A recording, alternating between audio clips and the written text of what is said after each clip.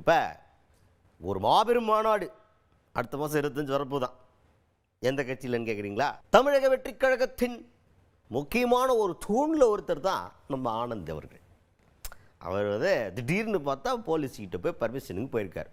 நமக்கெல்லாம் ஒரே சாக்கு, என்னங்க திடீர்னு ஒரு போலீஸில் போய் என்ன பர்மிஷன் வாங்குறாரு அப்படின்னு கேட்டால் அவர் என்ன சொல்கிறார், அடுத்த மாதம் 25ஆம் தேதி ஒரு மாபெரும் மாநாடு நடத்த போகிறோம், அதுக்கான பர்மிஷனுக்கு தான் வந்திருக்கோம் அப்படின்னு சொன்னோன்னே நம்ம ஆளுங்க என்ன கேட்குறாங்கன்னா, சார் என்ன சார் மாநாடுன்றீங்க, எங்களுக்கு ஒரு செய்தி கூட கொடுக்கலையா, அப்போ எங்களுக்குலாம் சொல்லக்கூடாதுன்னு முடிவு பண்ணிட்டீங்களா நீங்கள் அப்படின்னு ஏதோ சொந்தக்காரங்க கொச்சிக்கிற மாதிரி நம்ம செய்தியாளர் பசங்க கொச்சினாங்க.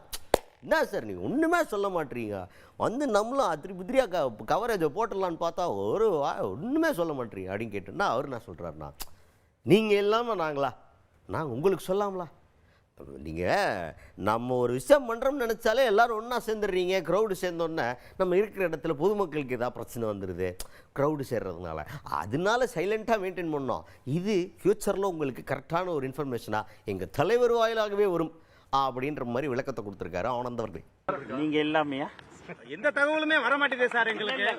அப்படி இல்லங்க, இப்ப எல்லாருக்கும் எப்படி அதுல எதுவும் சூட்சமம் இருக்கா, அந்த மாதிரி சொல்லக்கூடாதுன்னு சொல்லி? இல்லங்க, எந்த தகவலும் கொடுக்க கூடாதுன்றதெல்லாம் கிடையாது. ஓகே, நீங்க கேக்குறீங்க அப்படின்னா இப்போ எஸ்பி அலுவலகத்துக்கு நம்ம காவல்துறை அவங்களுடைய எஸ்பி அலுவலகத்துக்கு வரும்.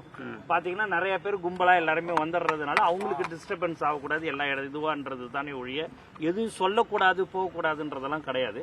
எதுவா இருந்தாலும் முறைப்படி எங்கள் தலைவர் அவர்கள் அறிவிப்பார்ன்றதுக்கோசம் தான் நாங்க